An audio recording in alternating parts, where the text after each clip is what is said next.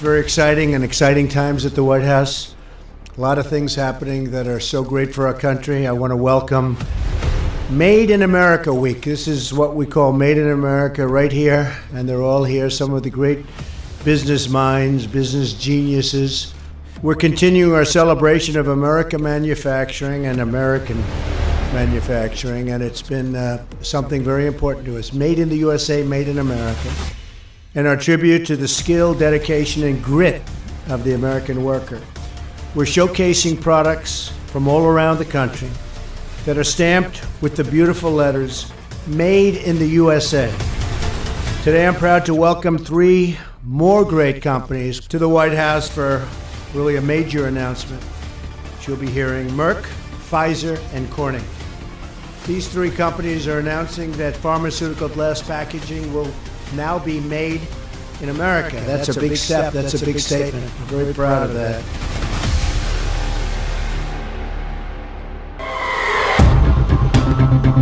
Chaos, inefficient system, coupled with a complex federal structure in India, has hit headlines in recent days, making healthcare excellence and innovations questionable in India. Why?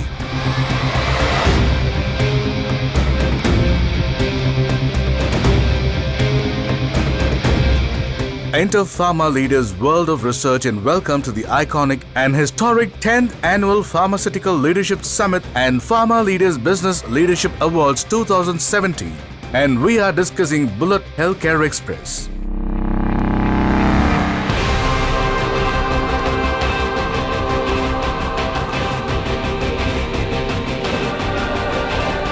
Known for championing the cause for healthcare innovations and raising serious discussions to pave way for a better healthcare by bringing together the finest brains of the healthcare industry under one roof, Pharmaleaders today is India's most credible and prestigious title and a senior leader in healthcare communications.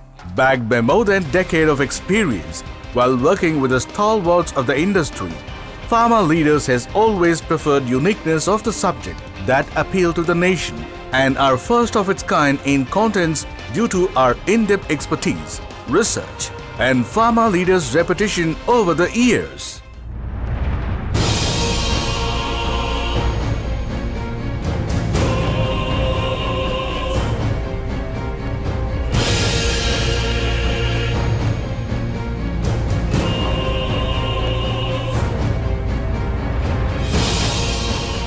Ladies and gentlemen, Pharmaleaders 2017 annual edition attempts to bring a structural, systematic, and transformative change in the healthcare ecosystems and fixing the loopholes by continuously engaging the various stakeholders of the healthcare fraternity, aptly titled as the Healthcare Roundtable, fixing the healthcare chaos and transforming healthcare delivery systems. As the theme for the historic 10th Annual Pharmaceutical Leadership Summit and Pharmaleaders Business Leadership Awards 2017. Pharmaleaders, the healthcare research media wing of Network 7 Media Group, is widely recognized and rated by the experts and industry pundits as a credible platform to raise issues of tremendous significance confronted by the healthcare industry.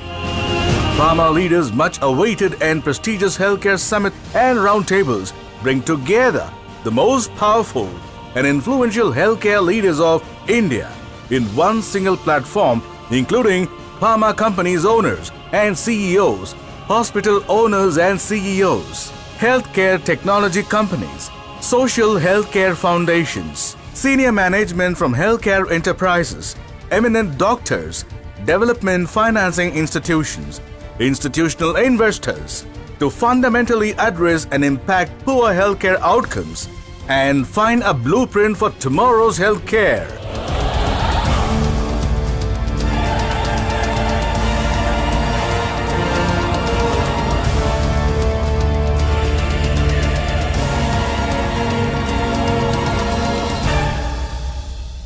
Ladies and gentlemen, Pharmaleaders is of the opinion that India's healthcare suffers from quality, quantity, footprint, access and affordability issues coupled with faulty policies of the successive governments.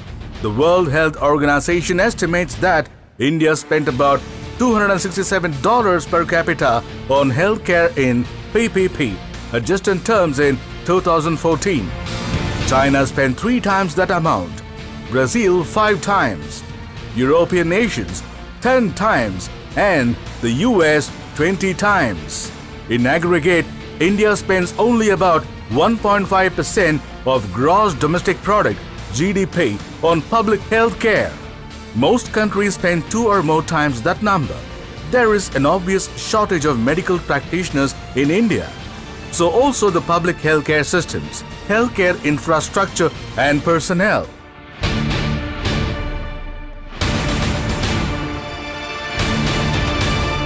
Recognizing that existing health systems in the country are hampered by weak funding, infrastructure and skills, Pharmaleaders' idea is to find synergies that can boost the quality of care while saving both providers and consumers precious funds. There are broad consensus that India suffers from an acute shortage of secondary and tertiary hospitals, a significant shortfall in specialist and specialized equipment, and a rigid regulatory framework combined with corrupt enforcement. All of this leads to appalling quality for the medical system in the country. Add to this a hopelessly inadequate feeder system from preventive health to primary care to secondary and tertiary referral, and you have the makings of system that is so completely broken that it may not be fixable without a zero-based approach. Ladies and gentlemen, Pharmaleaders research reveals that India will have a total bed density of 1.84% per 1,000 people against the WHO guideline of 3.5 by 2022. Clearly, there is a huge gap between demands for healthcare in India and supply.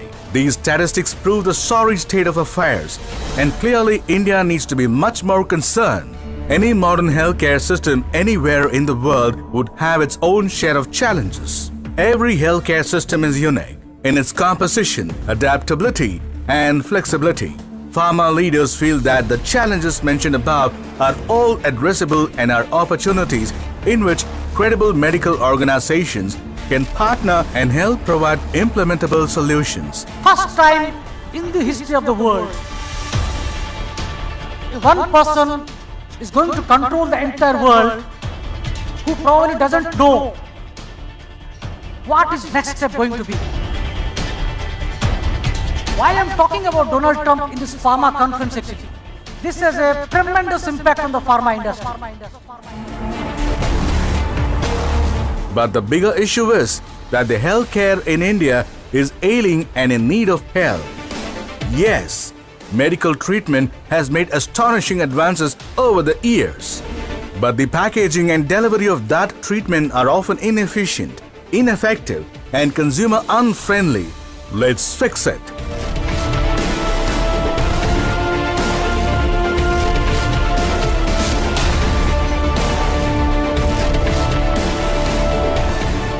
Ladies and gentlemen, Pharmaleaders believe that India is unable to cater to the rising demands of medical facilities across states as a major part of the population continues to reside in remote and hard-to-reach rural areas, suffering and fighting the worst kind of ailments.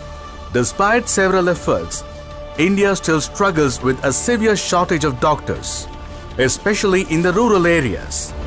We ask you today, is it the lack of healthcare infrastructure, the poor working conditions for doctors in rural areas, or a medical education system that lacks focus on public health, or the lack of government investment in public health service, or is it lack of a political will to address India's most pressing public health issue? We leave this to you to decide. Remember, we can't be mere spectators, and we must respond, and respond with prudency.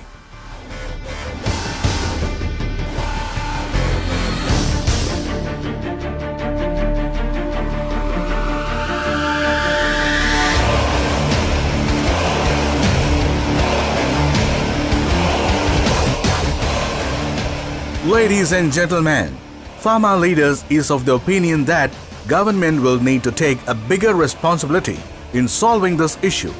We feel that the lack of a political will is the biggest hindrance in translating these solutions into positive results. The dream of a healthy India where every citizen will have equitable access to quality health care is the need of the hour. This means that political leaders and healthcare decision makers will need to work towards ending corruption and focus more on making healthcare a right of every citizen.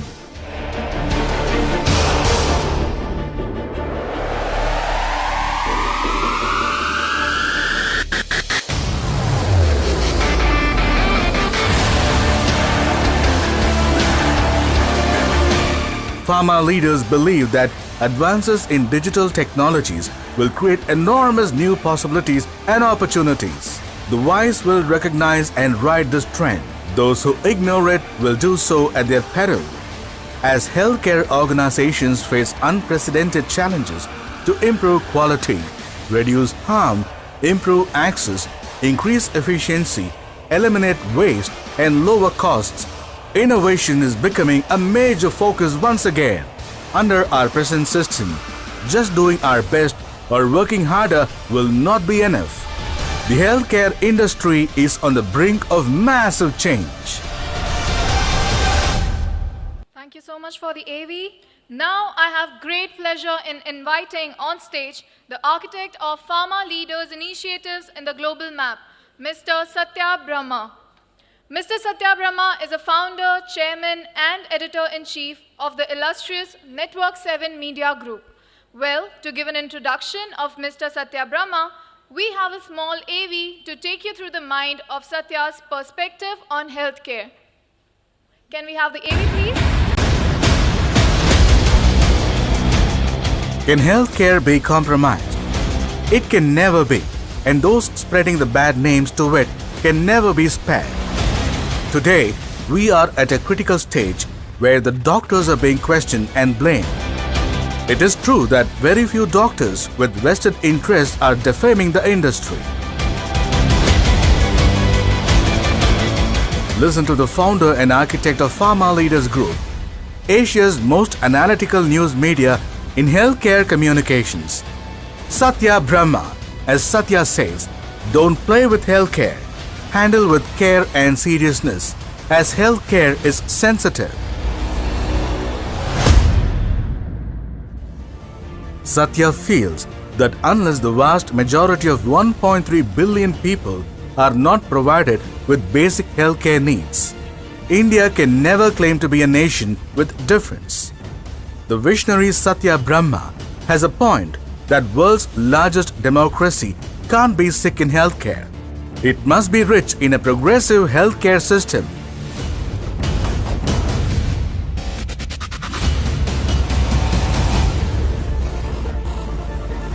It's important to tell people to not just brag and pound your chest about how great your results are, but to also note what doesn't work.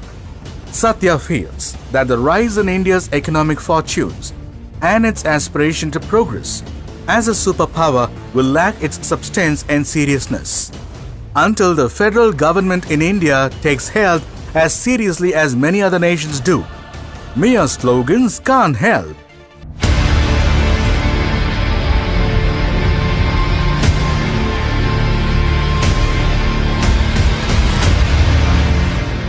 India's healthcare spending as a proportion of GDP is among the lowest in the world, and that universal healthcare offering free diagnosis, medicines, and treatment services will remain unachievable without dramatic spikes in spending.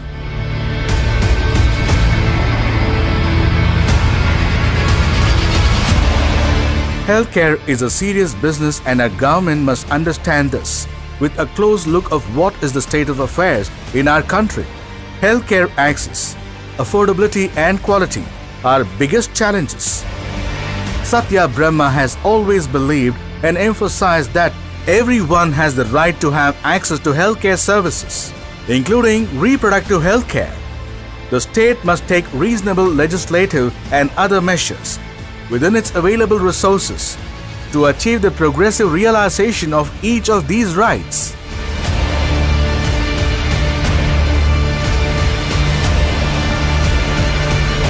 Most developed countries in the world understand healthcare to be a public good, provided by government action to ensure all citizens have access to care.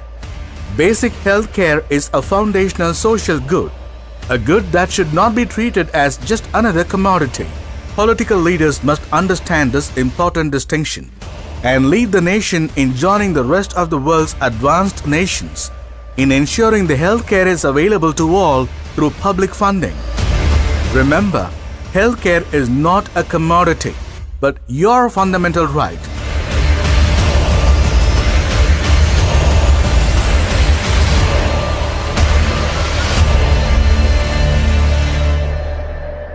Ladies and gentlemen, please give a huge round of applause for Mr. Satya Brahma.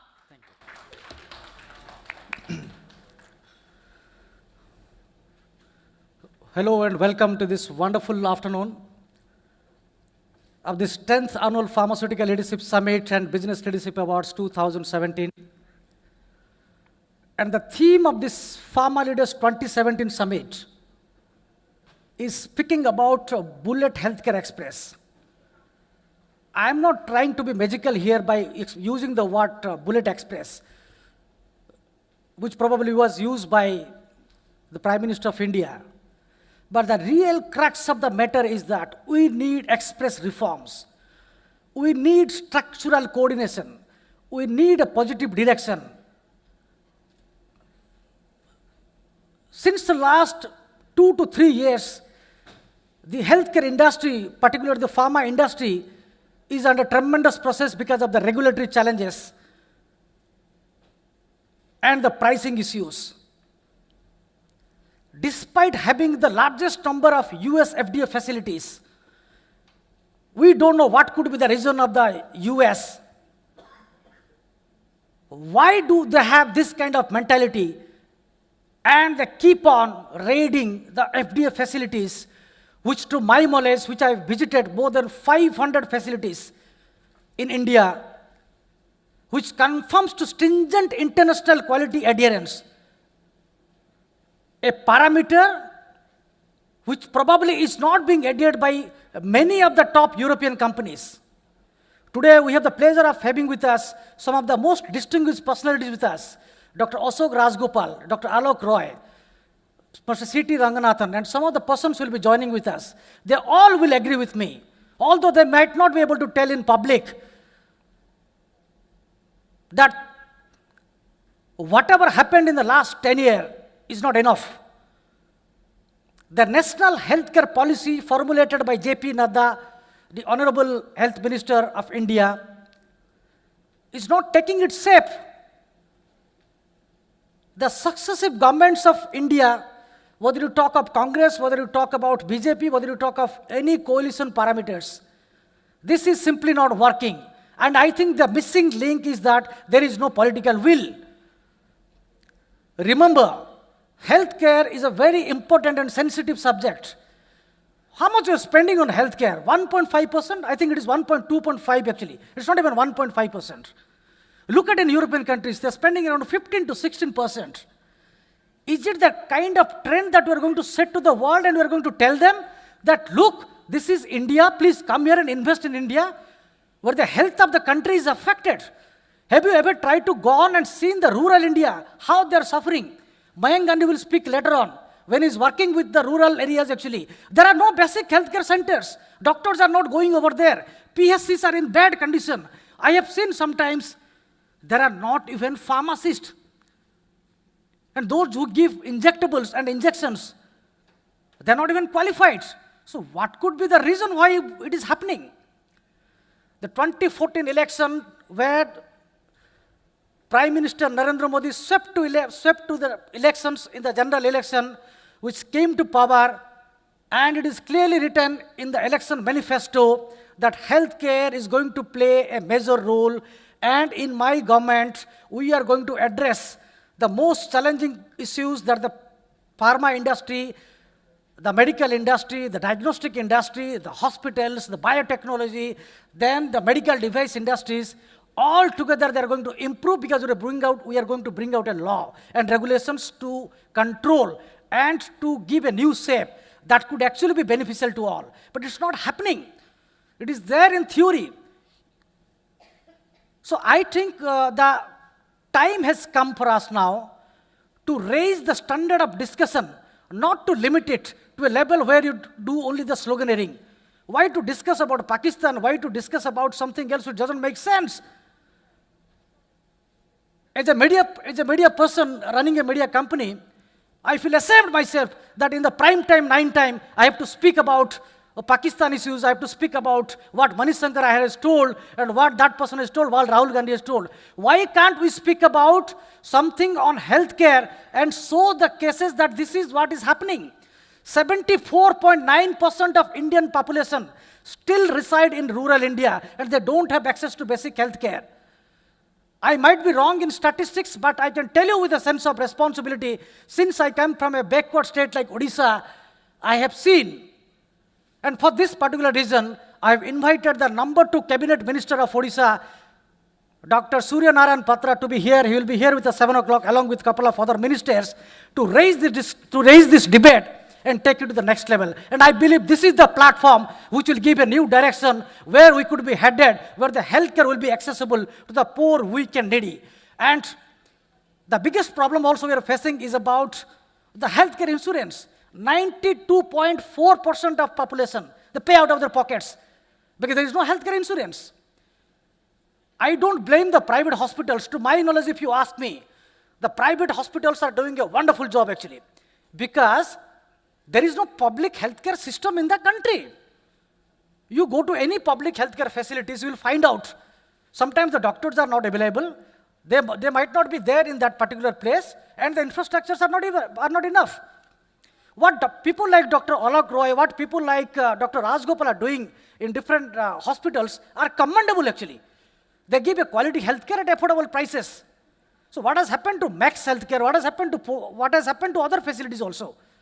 It has come under scandal not because their fault policies actually. I can tell you these are the isolated incidences which we are blowing it up actually. We in the media, we are blowing it up. We can't shut down a particular hospital for no reason actually. This is simply not acceptable. So the issues are manifold. We have challenges to face. The opportunities are big.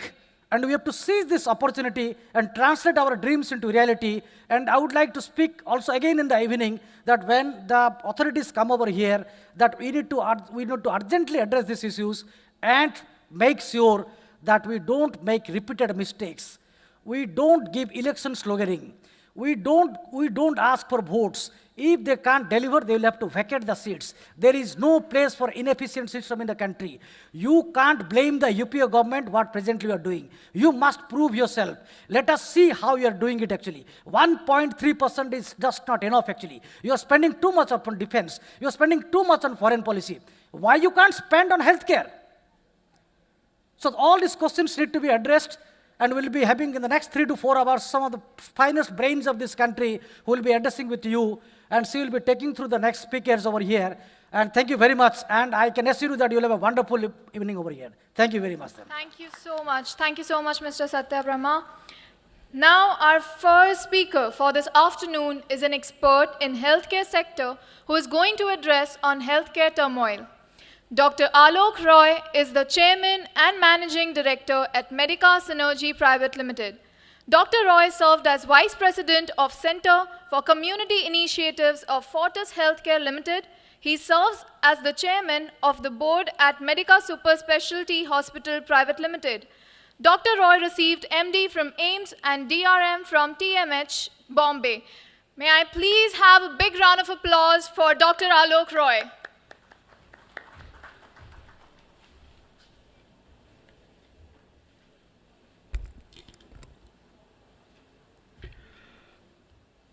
Good afternoon. First of all, I must thank Mr. Brahma and his team to give me this opportunity to be here with you all and share some of the thoughts. Healthcare is apparently very hot topic these days. Really hot. We find it difficult to handle.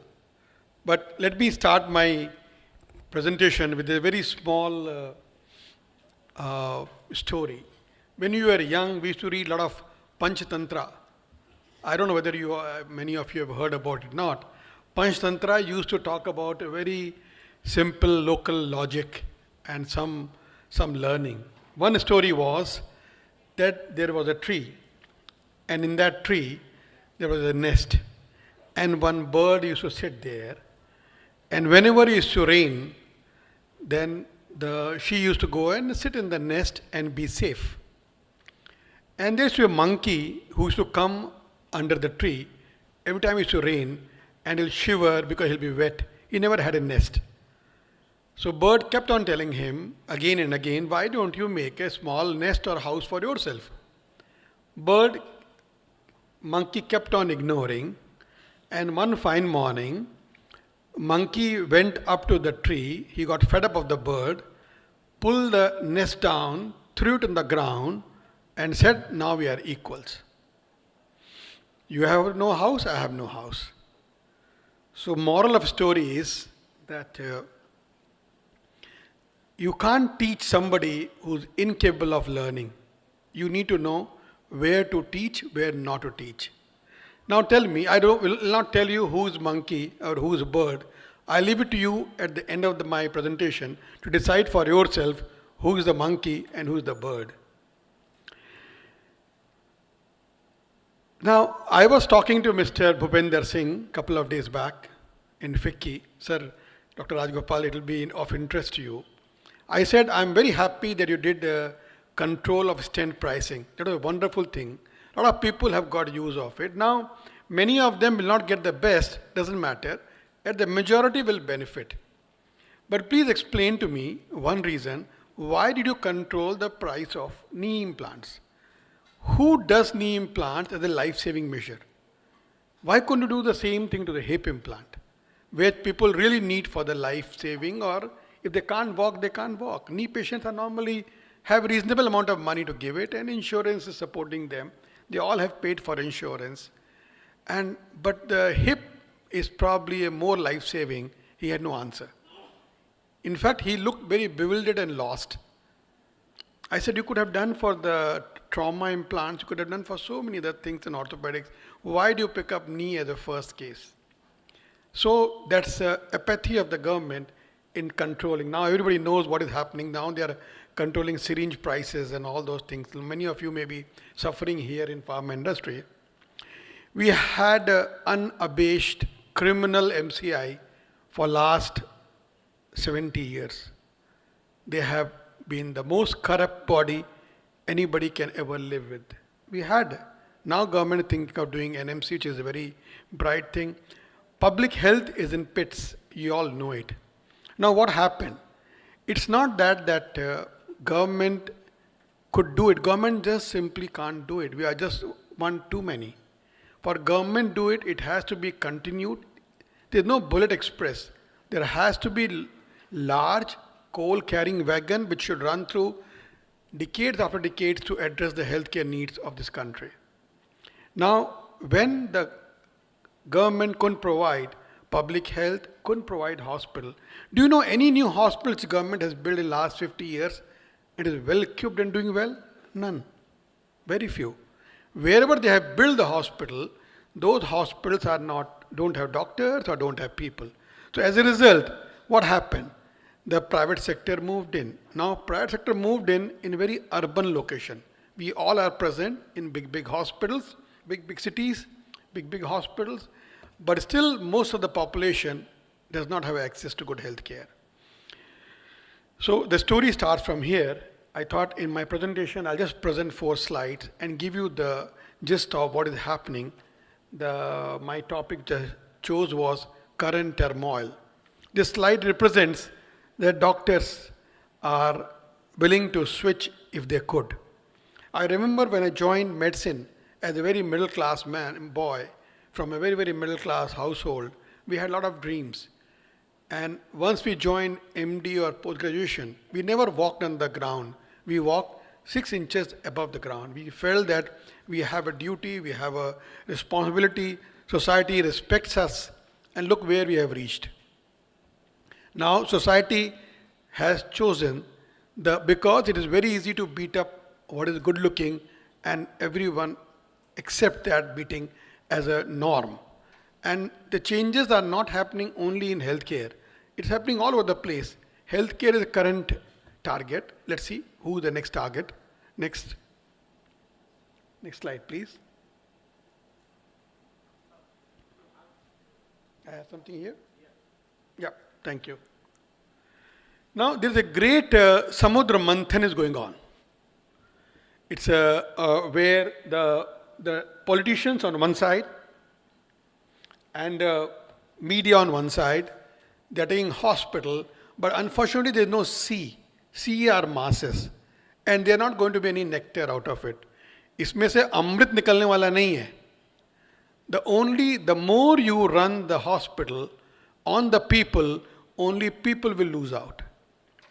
Because if you stop a Max hospital, if you stop the Fortis of the world, you may hurt them a little bit, but the biggest price is being paid by the people on whom the manthan is going on. Politicians think that they are doing a favor, or they are making such sensitive topic exposing hospital. You are not exposing hospital. Doesn't matter whether hospital belongs to the government or to the private people. Hospital belongs to the state at the end of the day. And in this country, where the tertiary and quaternary care is available only in private sector, you don't do transplant. The number of transplants you do in government hospital, Dr. Rajgopal does 100 knees a month. How many and plus? How many hospitals in the country, all government hospitals put together, probably will not be doing what he does single-handedly. So obviously, there is a presentation, it's a cost to it, whatever it may be. The very fact that there is a best which you can access. There is a best which you can access by providing money. Now what is happening? This manthan will certainly take out the poison out of it. And there is no Shiva here in this country who can absorb that poison. So I think we need to be very careful of what we are doing. And the responsibility must settle down with our politicians and the media to understand and see things in right perspective. In this turmoil, I'm not saying that hospitals are doing all good. No. They must be doing something which is not good. That's why so much of anger. But my belief is that I spent close to 40 years in building and running hospital. My belief is that there's a monkey who doesn't understand the safety of a nest and the house. Monkey has to understand the safety of a nest, and you can save yourself if you can park yourself. No point destroying the nest. We need to see it in right perspective, and the politicians and the media will have to be more reformative and more understanding of what is happening around. There was a time when the doctor used to do what is right. And today doctor does it what people perceive as right. They are two very, very different things. I'll give an example. Earlier, a patient will come, 70-year-old, 80-year-old, and has a serious pneumonia, and doctor will do his best, give the best medicine, give everything what is required to save him. Today he doesn't do it. You'll be surprised. Maybe a revolution to many of you. We all listen to what children have to say. A boy who's 40-year-old or 30-year-old, bring his father who's 90-year-old, say, my father is very precious to me, do whatever you want. And we go jump in, give him all medicines, put him on ventilator, save him, look after him for many days, and probably send him home. We may not send him home, but we try our best. But there's another son who brings his 80-year-old mother, says she is very old, Doctor Saab, kuch mat kariye, jaane dijiye. We stop treating him. We just don't do what aggressively we could do. So now we have changed our stance. I have a technology. I have medicines. I have machines to take care of your father who is 80-year-old. But depending on what you decide, depending on your financial capability. Depending on your willingness to look after the father who's at home when you and your wife both are working, who will look after him? You are happy to send your father to the grave rather than getting treated in the hospital. Are you aware of that truth? Most of you are aware, you are ignoring it. You don't want to accept it. So we are changing depending on what you say. People, and whatever I'm telling you, it's not a story. It's what we live every day. We live and die every day. Somebody comes to us and says that 3-month-old child, he needs a surgery. Cost is 2.5 lakhs of rupees. The consumable cost alone is 1.5 lakh of rupees. So we say it costs 2.5. If you don't operate, he'll die. He has got a blood vessel deformity which needs to be corrected. They say, sir, jaane dijiye na. Chhod dijiye, sir, I can't afford. It's cheaper to have another child than to get operated. So these are the societal truths. That's why I have given a cartoon where I've said that earlier doctors were decision making, they had reins. Now you all have reins, you decide, then you come and beat me up. Now 90-year-old will die. Somebody who has a dengue will die. Somebody who has a serious problem will die. We are doctors, we are not the gods. But because it suits you to beat, and your frustration of 70 years or having lived in a country which has not provided you public health is so high that the nearest bird with a nest you see, you destroy him. You are not reacting to what I am doing in a big hospital. You are reacting to your frustration, which is in your heart for last 70 years. People don't get immunization. You go 10 kilometers out of Bombay, you will not find a simple MBBS doctor. They are not there. MCI has ensured that the education system gets screwed up. You have ensured that talent, the capability is not a recognition for entrance into medicine. You have promoted money to give admission in medical college. How the fuck you accept people to treat you when you want them to treat you? You can't. Please understand, 70 years you have chosen to live in a country with low GDP, with no care for public health. You have not invested any money, and somebody is running it and doing it, you want to beat him up. It's very convenient. So welcome to the convenience. But remember, you will lose your life, or your near dear one will lose their life. And its fault is not ours alone. It's yours and where you live in. They say that what you make out of yourself is you do it to yourself. But where you are born is not in your hand, unfortunately. Now, our politicians, there was a time, then politician used to be a wise man. He'll be very wise. He will listen to everybody, but he will guide them. This is how you should be guided. This is the right thing to do. This is not the right thing to do. He used to be a wise man. He used to be somebody who knew the world, worldly wise. Now what has happened? Now politician doesn't want to be wise. He wants to listen what people are saying and act accordingly. You have turned the entire knowledge game upside down. You politicians and we are responding to what people are saying. We're not guiding them. We're not telling them, don't do this. This is not right. This is long term, there's a problem. Do this, which is a long term good for the country, good for the people. So where the entire thing has turned upside down, in that environment, which I'm trying to depict as leader or a doctor, has become subservient to the masses. And masses have their own, they don't know what is happening. They are in here and now. They are into where they are. They don't see beyond them.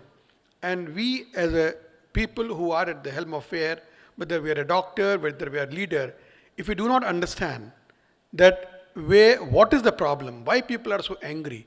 They're not angry with the private hospitals, no. Why should they be angry with private hospital? I am saving their lives. They are angry because they know that they don't have money. They are angry because they know they have not taken insurance. As Mr. Brahma said, insurance penetration is so poor. They are angry because there is no public health.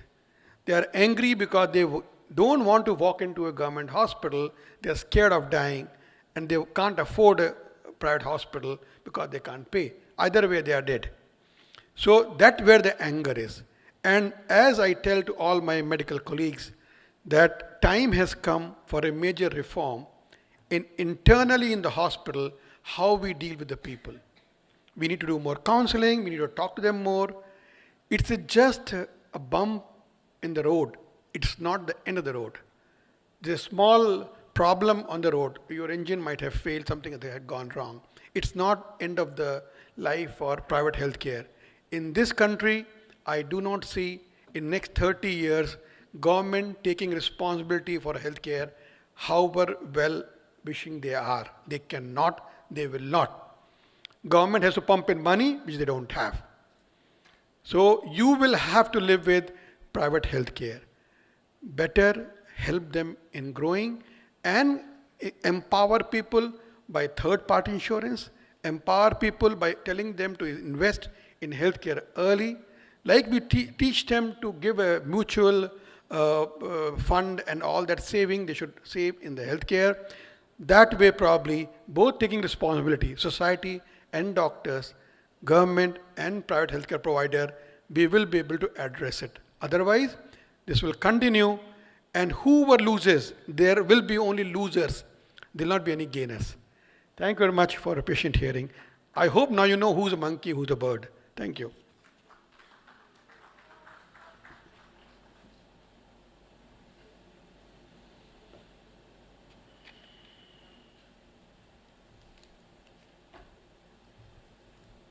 Thank you so much, Dr. Alok Rai. Thank you so much for the fresh perspective on the state and affairs of healthcare turmoil. I would now request Mr. Satya Brahma to please come on stage and give a memento as token of appreciation to Dr. Alok Rai.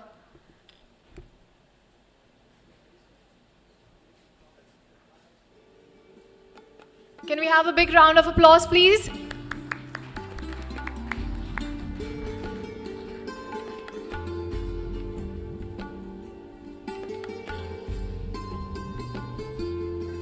Thank you so much. Our next speaker is going to address the situation of quality and ethics in healthcare. Mr. Rajiv Nath is Joint Managing Director of Hindustan Syringes and Medical Devices Ltd., a CSR initiative of Hindustan Syringes and Medical Devices Ltd. He is the president of All India Syringes and Needles Manufacturing Association and the founder and also the forum coordinator. He has taken many initiatives to establish a collaborative framework with various departments of the government. Can we have a big round of applause for Mr. Rajiv Nath?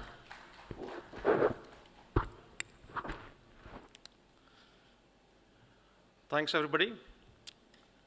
And it's a pleasure to be here, Mr. Brahma, for inviting us. Thank you very much for this initiative.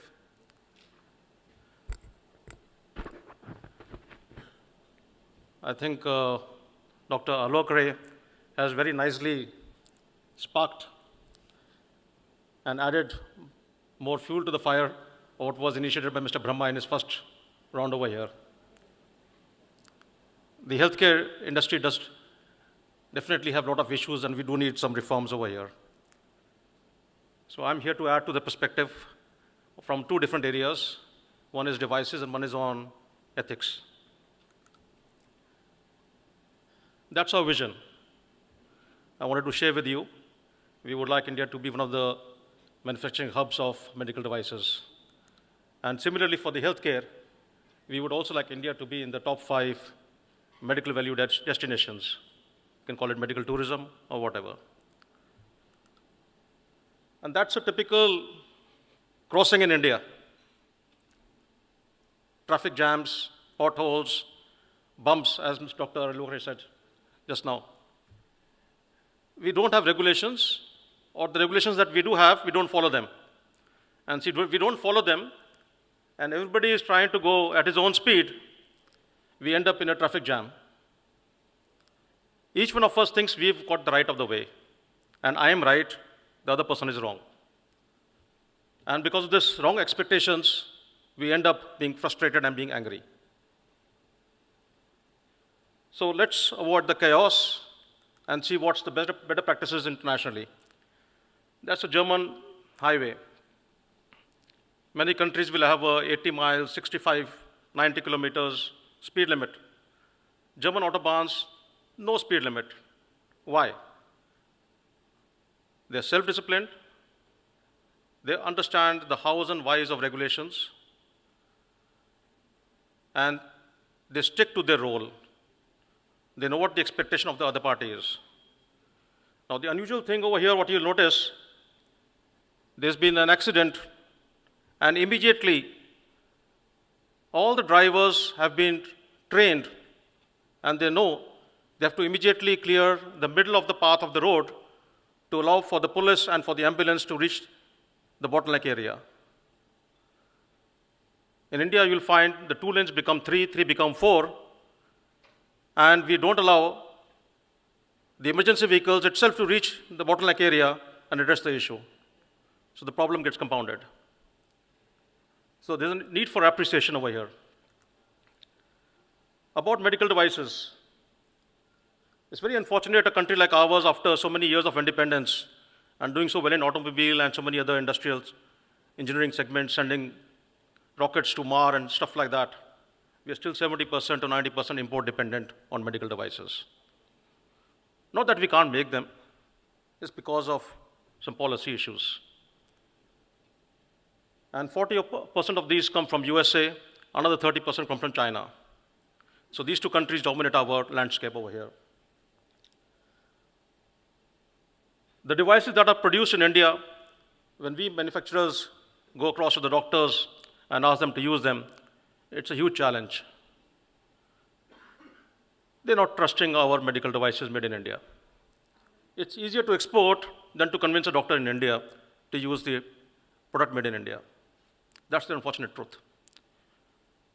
There are no rules and regulations, and whatever few there are incomplete and were incorrect till now. From 1st January, we'll be taking the first step of having proper rules for medical devices, but we still have to go further on that road. Because of lack of regulations, and this is strange, you'll think industry does not want regulations.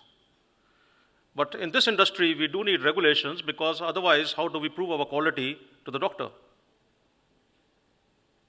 So if an IIT engineer works with a doctor in AIIMS and they both develop an innovative medical product, it will not be used by the surgeon in AIIMS because it's not been approved to be used on a patient. So he has to spend money, get CE marking or another country's regulatory approval, and only after he gets a 3rd country regulatory approval, then possibly his device can be used on a patient. We realized this issue, that there was a need for Indian medical devices to have quality certification so doctors could trust Indian products. And there was a need to inculcate respect for Indian products. So along with QCI, we initiated the Indian Quality Certification Scheme for medical devices called the IC-MED Certification Scheme. This was launched in March 2016 on World Consumer Day. And basically the scheme allows Indian manufacturers to have 4 kinds of certificates. You have a basic certificate which is built on the 9001 called the ISO 9001, called the ICMED 9001 certificate. That's for the low risk devices like wheelchairs and spectacles. And then for high risk devices, you have got the ICMED 13485 certification, and then additionally, you have got the product standard certification called the ICMED 13485 Plus certification. Very briefly, not to bore you into technical details, but you may have heard of ISO 9001. That has got certain quality parameters, and what we've built into the system are additional parameters over and above what's there for the normal 9001. More suited for medical technology. And similarly for the ISO 13485, you've got additional requirements which are over and above 13485. You've got 23 for regulatory issues. You've got additional ones for essential principles for patient safety, and you've got for consumer protection on labeling. And we hope that in times to come, the Indian doctors would start procuring medical devices in India based on this kind of certification and give preference to devices with this kind of certification. This is even more important since majority of the devices are not regulated. Like I mentioned, on the 1st of January this year, we'll have the new medical device rules coming in. And what are these rules? The rules basically are into making a difference from the earlier Drugs and Cosmetic Act and the rules applied for pharmaceuticals. They recognize that devices do need to have a proportionate control linked to the risk of the device. Higher the risk, higher the control. So the low-risk devices or the moderate-risk devices, the government will be delegating the task of regulatory controls to certification bodies and regulating the high-risk device manufacturers directly for now. We're requesting them that even this should be delegated to professionals. Additionally, for the high-risk devices, you've got additional controls like design validation and clinical evaluation.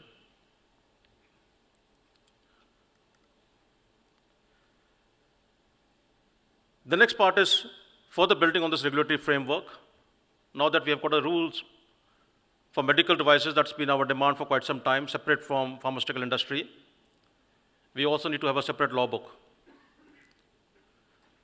And in that law book, we would like to see that traders are not permitted to be called as manufacturers. Unfortunately, what's happening is many of the manufacturers have become traders. They make some products, and they import a lot of products under their own brand name, and then they claim to be manufacturing those also, which becomes quite demotivating for other manufacturers who are actually making the product. So you have goods coming from China and Taiwan and being labeled and stickered as a made in India product, and that's quite unfortunate. So the law needs to take care of that. Unlike pharmaceutical, in medical devices, there is a shared responsibility. A product can be bad because it's got a manufacturing defect, fair enough. Discipline the manufacturer. But it can also be misused because the user was not trained, and the user can be a consumer by himself. It can be a nurse, it can be a doctor, it can be a surgeon. So the skills are an important part. The education and the training is an important part. And who's responsible for what is important. Even the regulator is accountable in that. If there's an issue, products have to be recalled, and patients and public need to be protected. If the regulator is not following his responsibility, then you've got the public being endangered to defective products lying in the market. So even regulators have to be made accountable on that front. Moving on from quality, I think we also need to address the core issue which was earlier being discussed about ethics. So what is ethics? Basically, it's a moral compass, a moral principle. What is right? What is wrong? Right for whom and wrong for whom? Right in my peer group? Maybe wrong for society. So you have endless debates. And many times when there is no regulation or law, you have to follow your own moral compass, your ethics and your values. So most of us manufacturers do keep on facing this ethical dilemma. To compete, shall I reduce my quality? I have to reduce my price. I'm already making hardly any margin. Shall I use a cheaper material, a cheaper grade of plastic? cheaper grade of steel?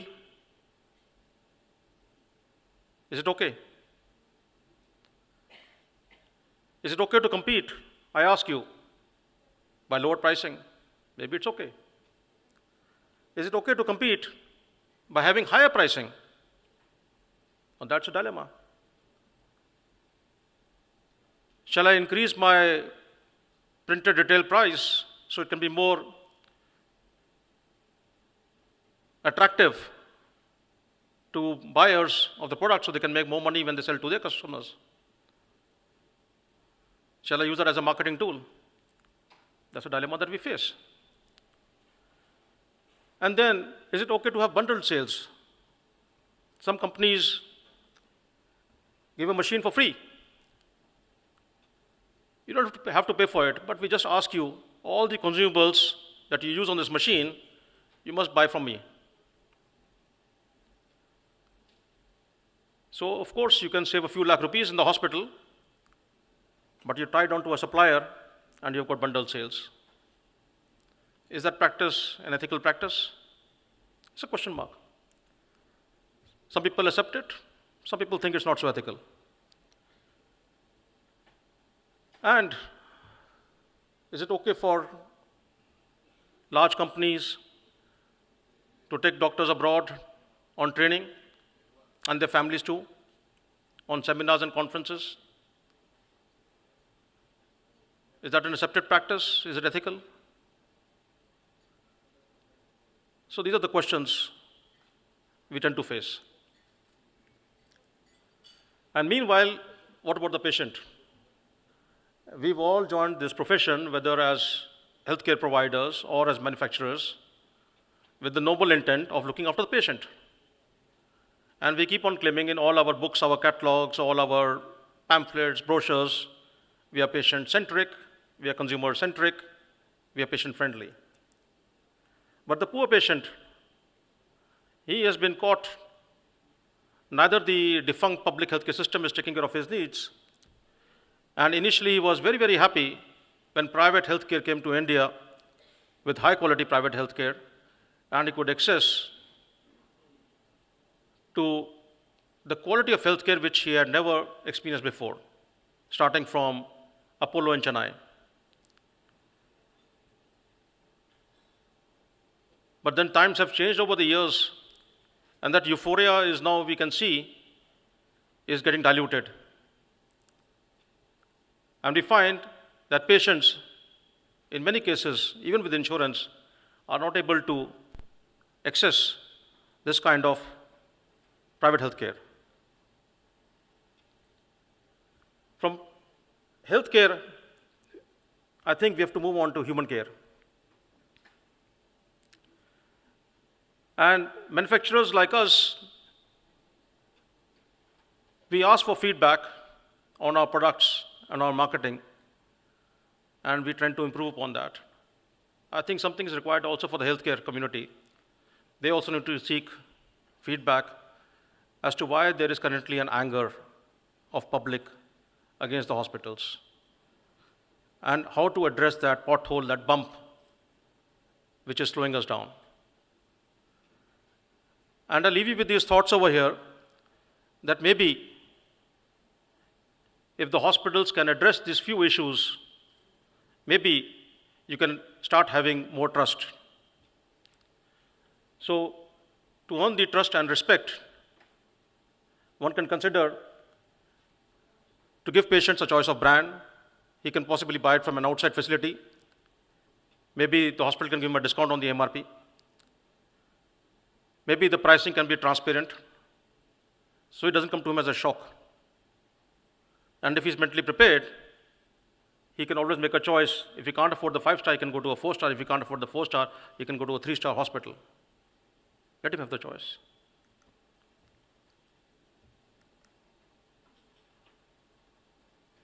And finally, for all of us, it's all coming down to either following the moral compass, the ethics, or following regulations.